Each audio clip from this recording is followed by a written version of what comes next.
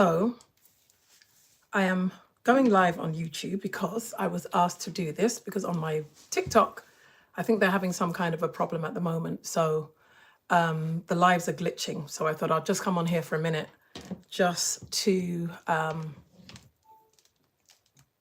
on here for a minute and maybe continue the conversation. If not, I might postpone it and go back to my TikTok channel tomorrow at 8 o'clock. So yeah, this is kind of weird because I don't normally do this. So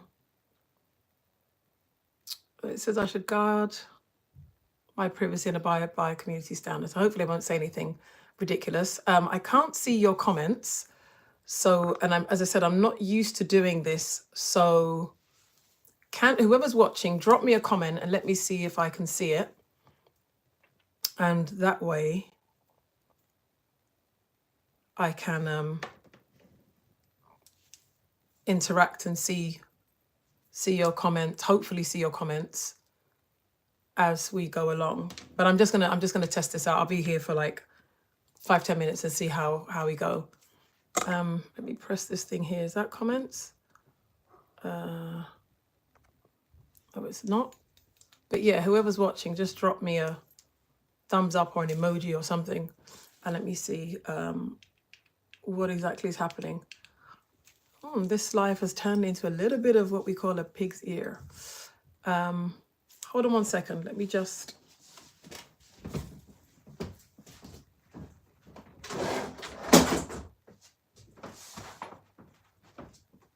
normally, this is what I would have. That would normally be my backdrop. Let's do that this way.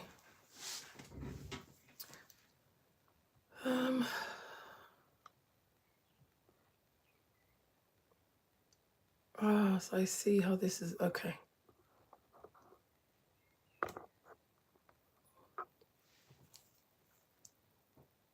Okay. Hello, Priya.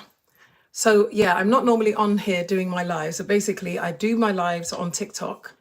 TikTok seems to be having a problem with the app, so it's really glitching. I thought it was my internet's not. So people are saying, look, why don't I come onto YouTube and come and speak about this conversation? So what am I speaking about today? We are talking about forgiveness. And the topic of conversation is there anything that somebody could do to you that you would not forgive?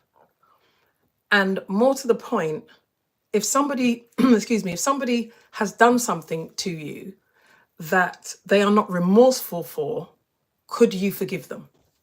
So that is the topic. I think I can see your comments. As I said, I think I've gone live once on YouTube, and I was using another platform as well. So guys, please do bear with me. Whatever your comments and opinions are, please keep them respectful. Drop them in the comments box, and if I can see them, I will read them out, and we will have a whole conversation. So I won't even ask the silly question of is this your first time being on my live? Because the answer would be yes, because I'm never on live. So yeah, the topic is about forgiveness.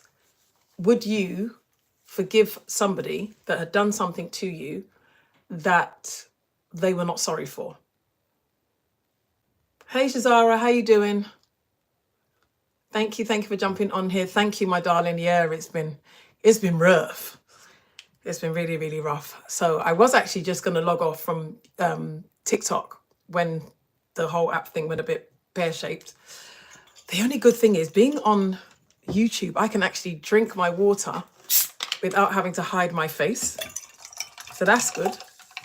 Now, please do like this live once you come in, because what it does is it does help the algorithm to, let the live go to other people. So I'm not expecting a huge, crowd, because I'm never on here doing lives.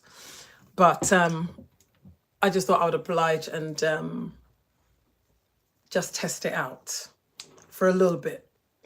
So I doubt I'm going to be on here for hours and hours, but it was just for those that were saying that, oh, we can't see you, things are glitching on. Guys, if you come in, please do like the live. and hopefully it'll help the algorithm to push this out for other people to watch as well. But the topic was about forgiveness. And the reason why I chose to speak about this, and I'm obviously going to repeat this on my TikTok channel. So if you're watching and you aren't on my TikTok handle is at Dilys2121, so DILYS 2121. And I'm on there from Thursday now to Sunday. I was there on there 7 days a week, but I could not do that because I was burning out. So guys, as you come in, please just hit that like button. That would be helpful. So yeah, the topic was about forgiveness. What is it and what is it not? Now, a lot of people feel that forgiveness means what was done to you doesn't matter, or what was done to you was however long ago, get over it and move on. And that should never be the case, but that's what people feel. Because when people have had something done to them that has hurt them or has had a life-changing impact on them, the hatred and the unforgiveness is something that is tangible, that they are in control over. Because think about it. What you're being asked to forgive is something that you had no control over. Hence the reason why you were put in that position where you were wronged. You didn't have control of it. That's how you became a victim of whatever it was that transpired. And you are now trying to get over it. And people will tell you, get over it. It was long ago. You're the bigger person as a Christian, as this, as that. And so it becomes something that you somehow have to deny your emotions in order to honor this bigger person rhetoric that is being put before you. Beatrice says, honestly, it's hard forgiving someone who has no remorse at all. I know we have to be forgiving, but it's really hard knowing this person doesn't even regret his or her actions. And that's where forgiveness becomes a challenge. Because what typically happens is what we say, is, you've heard these cliches that, not forgiving somebody is like drinking poison and expecting somebody else to die. I'm like, I personally hate that saying. And I hate it because I feel it diminishes that person's experience. And I think as well, when we speak like that, we tend not to understand that there are different things that we ask people to forgive that have had different impacts on people. So sometimes when we speak about forgiveness, especially in a religious setting, we often speak about forgiveness using examples that are quite trivial. So for example, we might say things like, you're offended because somebody did something minor or trivial to you, and you're harboring that in your heart. And if you don't forgive somebody, God can't forgive you. Okay. But we don't often use those hard examples, like the example I'm about to give. That was the inspiration behind I don't know whether to say my 9th book, because I've got 8 books, but I've got 3 paperback books and 5 ebooks. But let's just say my 9th book. That was because I started writing this book about 3 years ago and I've kind of stopped. I think that I needed to have some real life experiences myself before I would be in a position to have the right to write that book and complete it. And I think in my case, my issue was not typical forgiveness, because I just believe I'm wired very differently. I don't know how to hold grudges. People have done some disgusting things to me, and I mean disgusting things to me. But I'm just naturally, I don't have that natural, I don't know how to hate.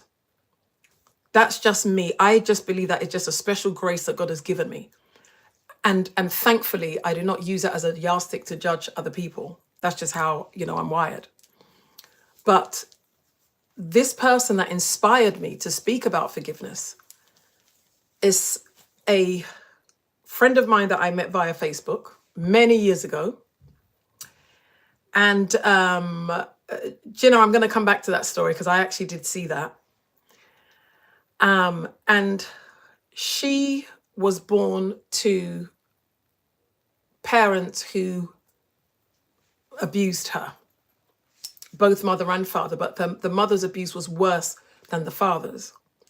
And when she was young, she was passed around in a ring. So, I've not done lives really on YouTube, so I am completely oblivious to what kind of words I can and cannot use.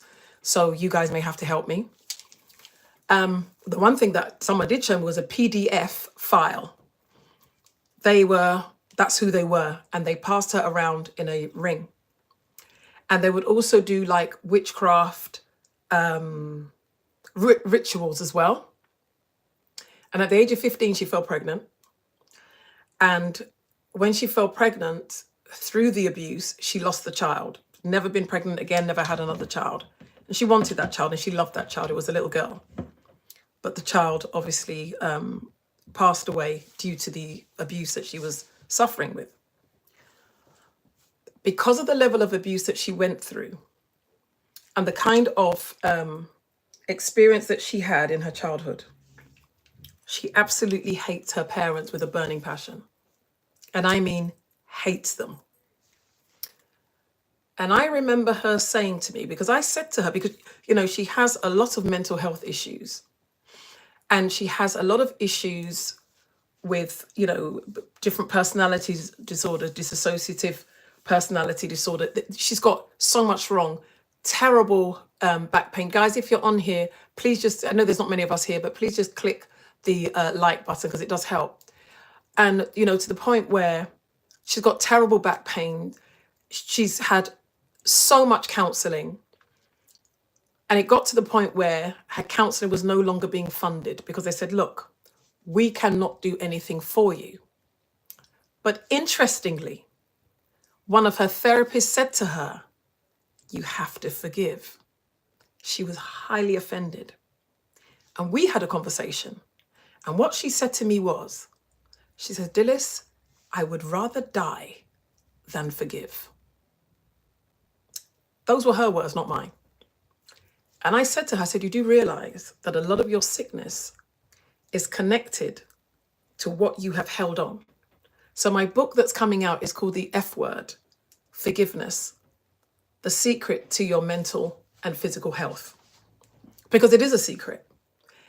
And her therapist actually said to her, you need to forgive. You see, what your doctors and stuff will not tell you, that the power of forgiveness is healing to your physical body.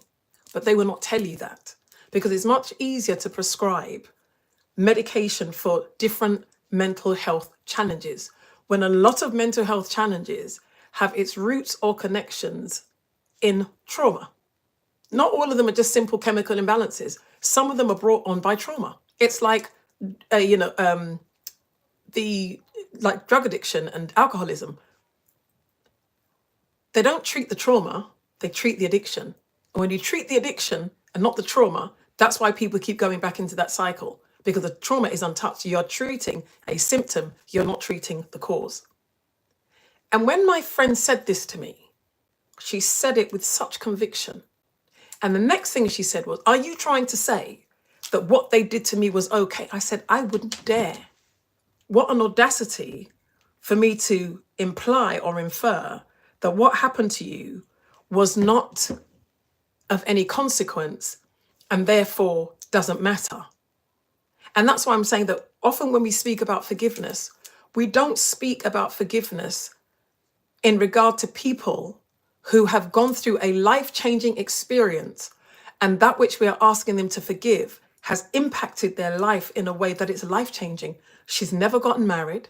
She will never have children at this, point in her life. And as far as she's concerned, what she went through as a child robbed her of her right to have a normal living existence. How do I, somebody who has never had that experience, just get up and say, just forgive? There is nothing just about forgiving. Forgiveness is a journey. Until we can actually ask that person, what happened, not what is wrong with you. Because when you say what's wrong with you, the implication is exactly that there is something wrong with you. But when you ask somebody what happened, you are separating their experience from them in a way that is making that person responsible. Do you understand? And so what I'm saying is, before you speak about forgiveness, you have to speak about empathy, and you have to practice compassion, understanding that the experience that they went through was not your experience. And even if you have had an experience, people respond to things differently. You could be offended about something somebody says, but that's you. Like I said, for me, I have never struggled when it comes to forgiveness. It's not something, it's just not the way I'm wired. But what I can't say is, because I am wired that way, it should be easy for everybody to be able to forgive the same way. I don't have the right to say that. And I think what is helpful for people is to first ask, what happened? How did that impact you? Oh, I can understand, or I may try to seek to understand how devastating it would be. I come from a family where I'm a daddy's girl. I'm 54 in a couple of months. My dad loves me. You know, I will ring my dad and my dad's greeting me is, hello, my daughter. That's me. I don't know what it's like to come from a home with a father that would do things that are inappropriate and unthinkable. I've not had that experience. I have my mother. My parents have been married for 65 years, still hold hands. That's the background that I come from. I don't know what it's like to be born to parents who should love and protect me and are passing me around to people to take turns. Do you understand? So I don't have the right. Ginny, you can't say that. You can't say that's because no one really hurt you. You cannot say that because you don't know me. And I did start by saying that people have done some disgusting things to me, but by the grace of God, I'm just not wired that way. And that's why I say by the grace of God, because some of the things that I have been through, the normal human reaction, I should be a very, very bitter and angry person. But what you cannot say is that nobody's hurt me, because you don't know that. But I'm saying that even if that is my experience, I cannot judge somebody like my friend who said she would rather die than forgive. I can't say that. I can't, no. I didn't say I had a nice childhood. I said I was a daddy's girl. And I said my parents have been married. So I'm just talking of my relationship, particularly pertaining to a father-daughter relationship, making a comparative analysis with my friend whose relationship with her father and relationship with her mother was atrocious because they decided not to be parents and to do the unthinkable. Do you understand? Exactly. And that's why I'm saying that because it's not my experience, I don't have the right to instruct somebody to forgive. What I should be saying, or what we should be doing with people, is asking, how did it affect you? And being empathetic and compassionate to their experience, because their experience is unique to them. I don't know what it feels like for a father to treat me so appallingly. I don't know. But what I shouldn't do is get on my high horse. And that's why I said that I don't use those kind of statements like, well, forgiveness, it's like unforgiveness is like drinking poison and expecting somebody else to die. Yeah, whatever. But don't trivialize somebody's pain. I've not walked that walk. I've not walked that walk. Jenny, I think you're actually confused that if someone would hurt your daddy, you would sing different song, of course. I don't think you understand what I'm saying. I think you're a bit confused. I'm saying that you cannot judge people who can't forgive because you haven't had their experience. So I don't understand the point that you're making. I don't think you're understanding what I'm saying. I'm saying that when somebody has gone through an experience like my friend that is devastating, because I haven't been through it, I can't say to my friend, well, just forgive, because I haven't had her experience. I haven't felt her pain. So I'm not quite sure what you're saying. Beatrice says it's not as simple as that because we have no idea how they felt exactly. So she said exactly. We should have empathy and compassion to be able to understand exactly what I'm saying, because people get offended when you ask them to forgive because we are flippant about their experience. We don't ask them, how has it changed your life? Because, for example, I could be up in my feelings because I asked a friend to lend me some money when I was really in a tight spot and the person didn't give me the money. And I felt they could have given it to me and they didn't. And I'm upset and I'm in my feelings. So I'm hurt. The impact of that, maybe I could have lost my home, or I did lose my home at that time, whatever. Can I compare that to somebody who, as this person said, someone lost a child? They are incomparable. But what I'm trying to say is, we can't look at forgiveness as being the thing that everybody needs to do, requiring the same strength to do it. Because there are different levels of what it is we have to forgive. You know, my child can be disrespectful towards me and I'm peed off. And I have to forgive her or him for being disrespectful. That's different from somebody doing some nonsense at my workplace and it's caused me to lose my job, which I have experienced, you know, more time than I care to say. Do you understand where I'm coming from? So I think the bottom line is, when it comes to forgiveness, let's be compassionate. Don't judge people that are struggling.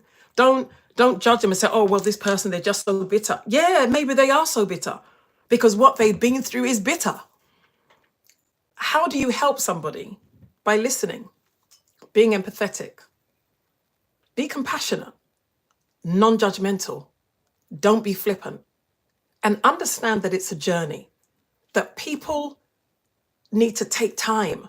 There's so many emotions that you go through when you have to forgive somebody who has done something wrong. One of the main ones is, why me? Why did I have to go through this? What did I do that, you know, to deserve this small treatment?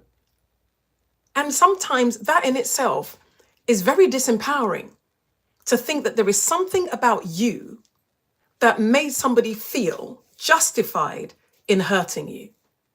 Then you begin to question your worth and your essence as a human being. And that's not easy, especially when you don't have people to help you validate yourself or to talk you out of that opinion of yourself. That's just an opinion. It's not a truth and it's not a fact. It's an opinion. So forgiveness is a very, very deep topic. Oops, see, I think I'm on TikTok, so I'm trying to hide myself drinking. I can actually drink on here. And it's just water, by the way.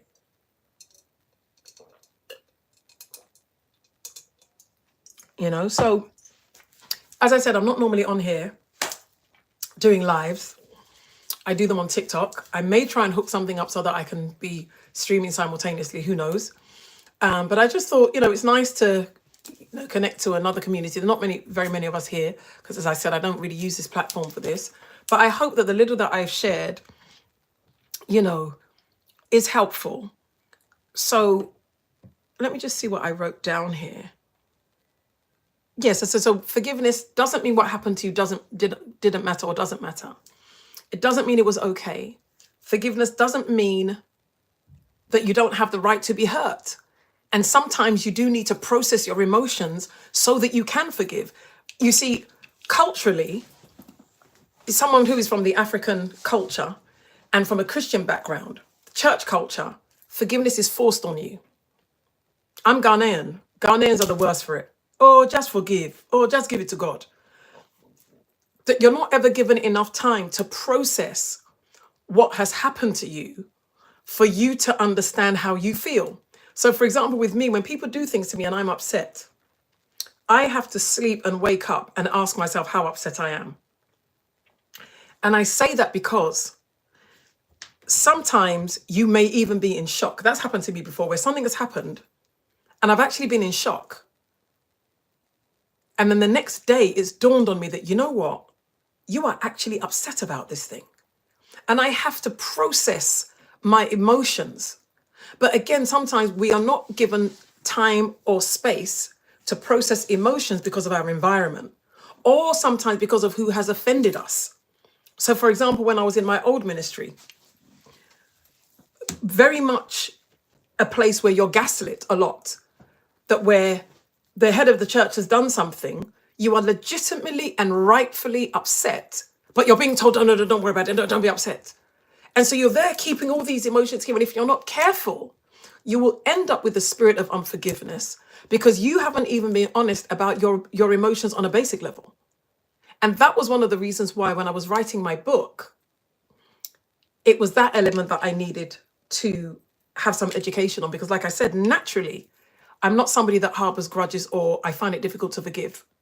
But what I didn't realize is that you can be walking in unforgiveness and not know it. That's where I got caught out. That's where I got caught out. And it's something that I had to be aware of to allow me to write that book from the necessary angles that was required. So guys, I'm going to love you and leave you. Thank you so much for joining me. That was it's very much appreciated. As I said, I'm not normally on here, but you can catch me tomorrow at 8 o'clock, God willing, on TikTok. My TikTok handle is at Dilys2121. I'll be on there at 8 p.m. And I'll just quickly read your comments. Beatrice says, yes, we are told leave it for God, but underneath we're still bitter because we never dealt with the root cause of the issue. You know what? It's two things. We never dealt with the root cause of the issue, and you were never able to express the issue. That's the thing I know in our culture. You're never able to express it. Look, I can even tell you what we was. Which means don't say anything, don't say anything. Just cut it, just cut it, just cut it. That's what we do in my culture. And then the next thing is you give it to God. You give it to God. And so you have all these people that claim to be giving it to God, but it's still here. And people are hurt, people are bitter, and people haven't had the opportunity and the outlet to express how they feel. And it's dangerous. That's when people become bitter. That's where the bitterness comes from. And so I really do hope that for those of you watching that this has been helpful. I do a whole teaching on this. I have a book called The Freedom of Forgiveness. If you're interested in wanting to get that book, you can just drop something in the comments on where I can send it to, and I will do that. Lioness says, forgiveness is a process. I view is as similar to stages of grieving, and everyone processes differently. You are absolutely spot on. I think you've probably just joined, but yeah, you're absolutely right. I don't know if you just joined, but that's one of the things that I said, that forgiveness is a process. Allow people the grace to process, because different things that people need to forgive have had different impacts on them. Do you understand? We can't say, you know, the fact that my friend was supposed to pick me up and I was late and I was and this happened and I'm angry about it and I got to let it go. It's the same as somebody who was abandoned by their father and they don't know the reason why and they're struggling with it. People have lives and they have the right to be offended, but we don't want them to stay in that space. But in order to help somebody to move from offense to forgiveness or pain to being released, you've got to understand their experience, not judge it, be compassionate, be empathetic, and help them to walk that journey. Because if we don't, I don't think we realize how much we compound those negative feelings of bitterness and don't allow them to be able to move forward with their life. So guys, thank you so much for watching. As I said, if you want to watch me on TikTok, my TikTok handle is at Dilys2121, and I will be uploading my TikTok lives onto YouTube at some point, so you'll be able to catch them. If you're not on TikTok, then you can catch it here. But thank you very much for your time, Beatrice, Lioness, Jinnah, and anyone else that was watching. I appreciate it. So thank you so much, and I shall catch you later. I don't even know how to end this thing because I don't do lives here, but we'll see. I think that is what I do. Yep.